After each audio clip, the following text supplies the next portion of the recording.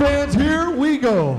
Introducing first, fighting out of the red corner. He stepped in the ring tonight wearing the blue trunks with silver.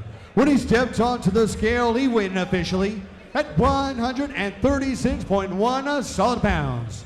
As a professional, he has 17 fights to his credit. Ladies and gentlemen, from Huntington Beach, California, introducing Guadalupe, Beach Boy Arroyo. And introducing his opponent, fighting across the ring out of the blue corner. He stepped in the ring tonight wearing the black trunks with the colors of Mexico. When he stepped onto the scale, he weighed in officially at 134.2 solid pounds. Tonight, he enters the ring undefeated. 6 wins with 0 losses. One of those victories coming to you by way of KO. Ladies and gentlemen, from South Whittier, California, introducing George Acosta.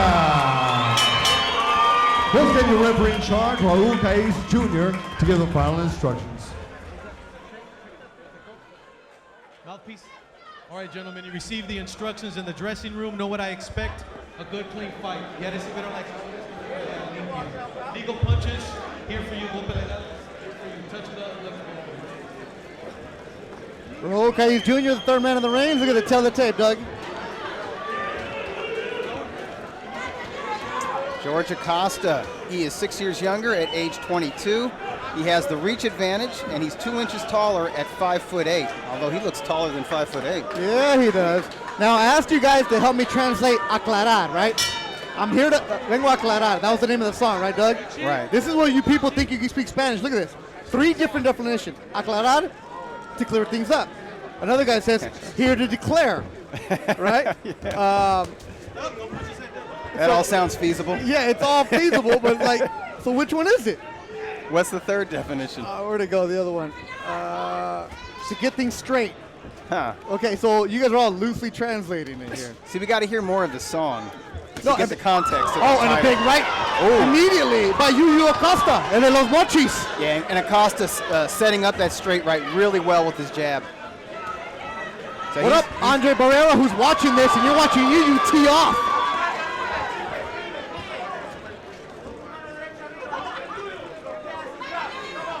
Yu Acosta in black. Virgil Ortiz, what's up, Virgil? Hopefully you're having some Whataburger. Talented young fighter, Virgil Ortiz, one of the best up-and-comers. Oh, absolutely. One of the hottest prospects in all of boxing.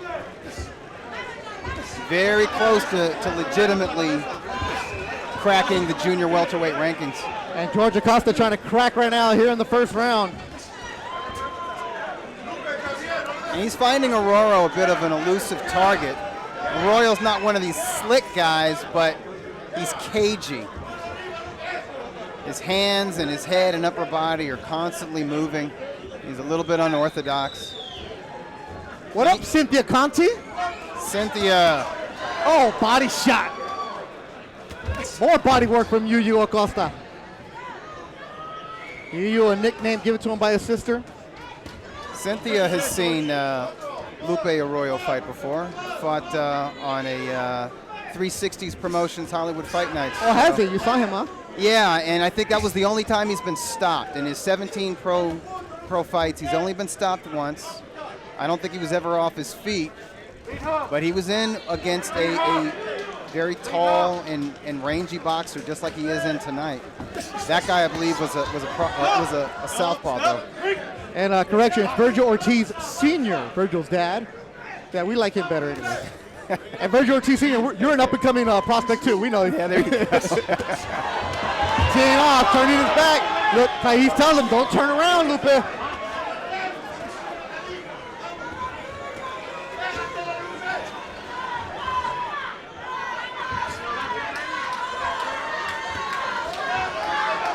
Cynthia Conti, so Doug, of course, you're correct.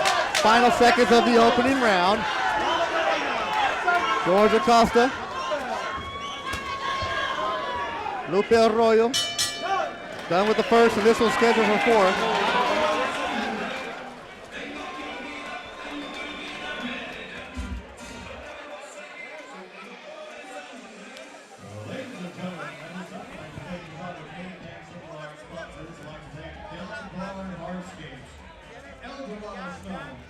The Derby Room, Norco's only satellite wagering facility. Ace of SoCal, let's go! We can bet the ponies there. Turf Club, Sports Grill, OTB, open up in Norco. TheDerbyRoom.com as we want to check it. More than 40 TVs, 10 beers on tap, full bar, breakfast, lunch, dinner.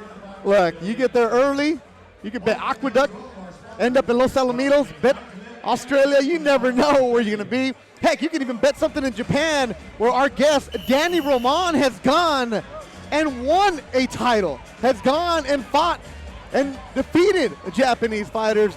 Joined now by WBA 122-pound champion Danny Roman here ringside. Danny, how you feeling, man? How you feeling, Danny? Let me turn your microphone on. I'm feeling pretty good, Beto. Thank you. What are you thinking so far about the Thompson show tonight? Oh, it's pretty, I think it might be an early night. You think early night? George Acosta in the blacks trying to make an early night. Beto Duran, Doug Fisher, Danny Roman. Remember when you used to fight at the DoubleTree? It wasn't that long ago. But it's better showing up as a champion to the DoubleTree than fighting it, right? Yes. And did you ever have to, I'm sure you did, share the ring with somebody who has a terrible record but has a crazy style, which makes it so hard for you to anticipate what they're going to do, but also land your clean punches? What does a young fighter need to do? Like, what's the most important thing to do when you're faced with an opponent like this? First of all, you got to be patient with those styles because you never know. They can like probably give you a headbutt or hit you low. So you got to be really cautious with them. But yeah, take your time with them because you can't rush them. They got the experience. They got all the boxing tricks. So it's about your patience and also just remaining focused. Yes. And remembering what your game plan is. Yes, And not you gotta- letting them pull you into the wild stuff, huh? Yeah, you got to stick to your game plan because they try to like frustrate you any way they can. That gets annoying too, right? Yes, it does. Because like you land a good shot and the guy just stands there, right? I want that. Say and yeah, they can take shots, man, and they can hit from different angles too. Look, he's having a conversation with Kaiz Jr. right now and boxing at the same time. But that's what young fighters have to go through, right? These kind of fights, these kind of rounds, it Yes. just makes you grow. And you learn from those type of fighters as well. You learn more from them than with other different type of fighters. How? You gotta learn how to be patient with them. You can't rush in because they'll receive you with a headbutt, and you gotta stick to the game plan. And Kaiz is telling him stop pushing him down. The much shorter Lupe Arroyo, who's in blue and silver. Joined by Danny Roman. So wait, are you fighting anytime soon?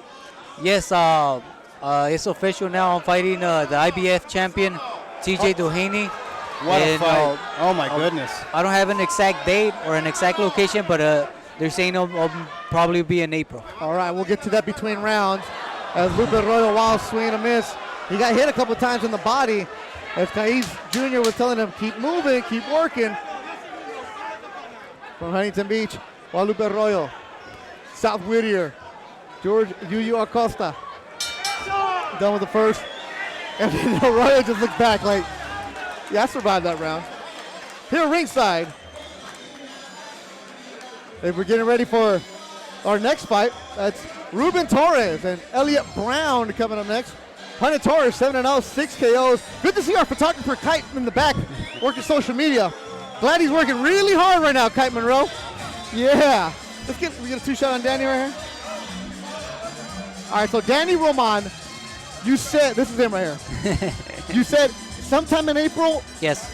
What city? I know you can't officially say something, but Japan? No. I'll be here in the LA area. Yeah. So you get to fight at home for once? finally, after And not just any fight, a world title unification bout. yes, I mean, that's significant. it's the biggest fight of my career. So we're taking it really, really serious. Well, you should, because TJ he's a beast. You know, Yeah. I know you've watched him. Just give us your assessment real quick on his style and his ring mentality. I mean, he did the same thing I did. He went to Japan and won the world title there. True. And it's not easy. It's not easy going to somebody's home and taking that belt away. No, it shows a lot of character. So he comes to fight. I saw his fight. I know he fought a tough Japanese guy, but like he boxes good. He knows how to use the ring. He got a good left hand, a straight left hand. So it'll be a really good fight. You can't miss it. Maybe a fight of the year candidate. Wait, when's the last time you fought in LA, Danny? Exactly. Maybe like 2 years, 3 years. It's been that long, huh? Yes. Because you've been in Japan twice. Your last fight was in Chicago. And like 2 years. Yeah. Well, now maybe you can have your fans go and check it out. As we're watching George Acosta, Guadalupe Arroyo, we're in the third. This was scheduled for 4. And that's what Lupe Arroyo does, as you were talking about, Danny. Just makes it ugly, makes you work. It's smart that Acosta is targeting the body, because if you aim for Arroyo's head, and he timed him there with a nice two-piece, Acosta did. But it's hard to hit him in the head because he rolls so much, and there's so much head and upper body movement. And this is where his skill is. Arroyo's skill is not really in the punching technique. He doesn't have much in the way of power, but where he does have skill is being elusive in the pocket. So aim for the body. Hey, what about when guys turn stances, Danny? How hard is that? Or awkward? It is. It's really, really awkward because you get used to, you get ready for a style, right? Say like a right-hand style, and the guy turns on you, so it gets you off a little bit. Doug, you said Arroyo's only been stopped once? Yeah, just once in the final round of a 6-rounder. That was against a guy named Mario Ramos, who was a tall, rangy boxer puncher, but a southpaw. And Arroyo, he gave him fits. Even the rounds that Arroyo soundly lost, he makes it tough on these young guys. Jose Acosta watching in Los Mochis, Sinaloa. Carlos Rodriguez, a shout out to my boy Danny from Jerry Ortiz Boxing Gym. All right. Do you know him? Jerry Ortiz, Yeah. yes. Okay, all right. Yeah. Do you know Carlos Rodriguez? Yes. All right, because everybody, on Facebook, they all claim to know you. No, I actually know Okay. Carlitos, yeah. All right, so you do know him. All right, because, I question people when they say, hey, that's my boy. Because that's my guy. Now interact with them here on the Facebook. We check receipts, man. We make sure. And we go to the fourth. All right, so Danny Roman, you'll check him out sometime in April, somewhere in LA. He'll be defending his title against TJ Doheny. Is that how you say it? Yes. And now you were in the ring with him, right? Yes, back in New York on his last fight, I went up there to challenge him, and that's where we met. That's not your style, though. It is now? No. I'm still the same guy. Of course. But you got to pump the fight a little bit. And Sure. So the guy took the fight. He took the challenge. So now it's on, He wants to fight. I want to admire fight. you guys because, Doheny could go back to Australia or he could go to the UK and make some really good money fighting domestic level guys in title defenses. But he's hungry like you. He wants to be a real champion. He wants to be a unified champion. And really the winner of this fight moves up to number 1 or number 2 in the 122-pound division. Mm-hmm. Yeah.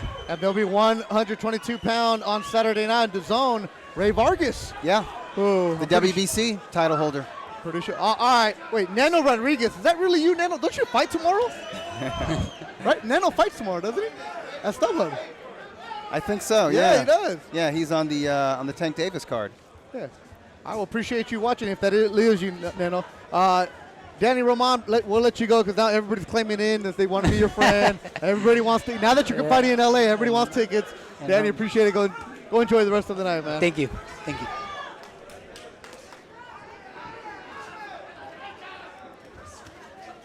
We're in the fourth and final round. George Acosta, controlling this fight, but he's had to work. Oh, Nano fights Sunday on the Jose Ramirez card. Oh, he's in Fresno. All right. Very good. My bad, Nano. Good to see you back in action, though.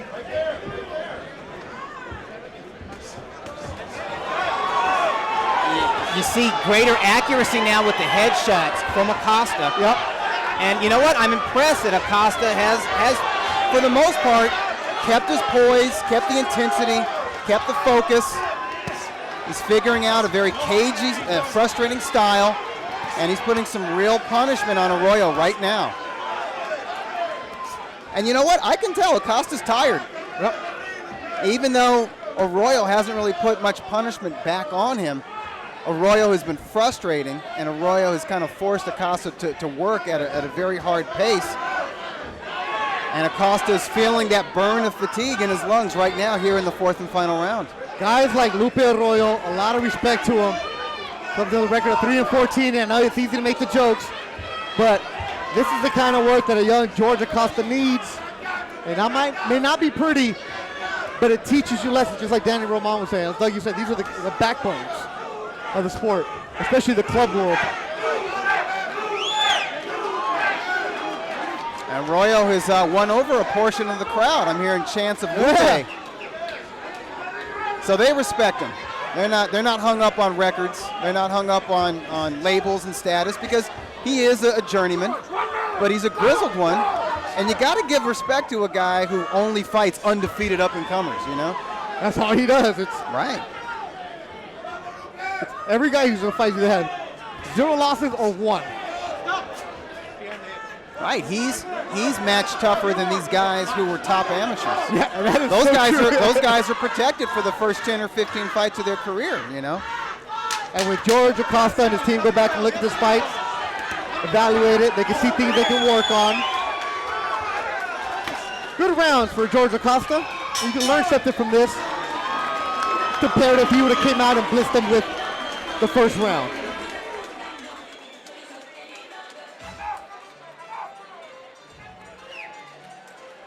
Manchu, appreciate you paying attention. The ref didn't save him. The fight's over. 4 rounds, baby.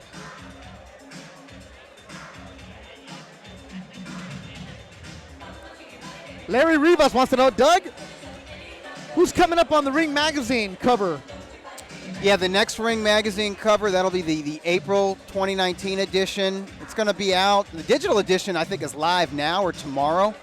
But it's Errol Spence and Mikey Garcia. Oh. The Lone Star State Showdown, March 16. Those guys made the cover as we see highlights from this 4-rounder, Acosta versus Arroyo. And the young lightweight prospect showed a lot of promise, I think.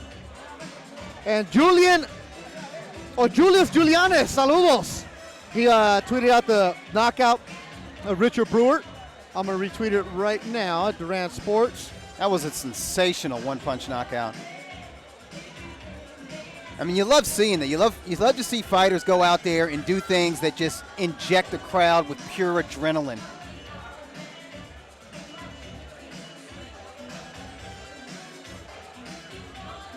Coming up next will be Ruben Torres, Elliot Brown. 2 more fights to go here. As Michael Dutchover is going to sit down. He has no choice. Sit down, Dutchover. Right. You ain't going nowhere. It's in his contract. Yeah, it's contract that I got for him. Okay. Sonny Franco ready to go? Let's go to Sonny. Look at his tuxedo, man. Sonny's coming strong for the first fight of the year. Ladies and gentlemen, after 4 exciting rounds of boxing action, to the judges' scorecards we go. All 3 judges, Eddie Hernandez, Fernando Villarreal, and Zach Young, all see about the same. 40-36, all in favor of your winner by unanimous decision. And still undefeated from South Whittier, California, George Acosta. George Acosta gets his 7th victory, goes the distance here at the Doubletree in Ontario. Ladies and gentlemen, inside the ring at this time to present the winners with awards. Yu representing South Whittier.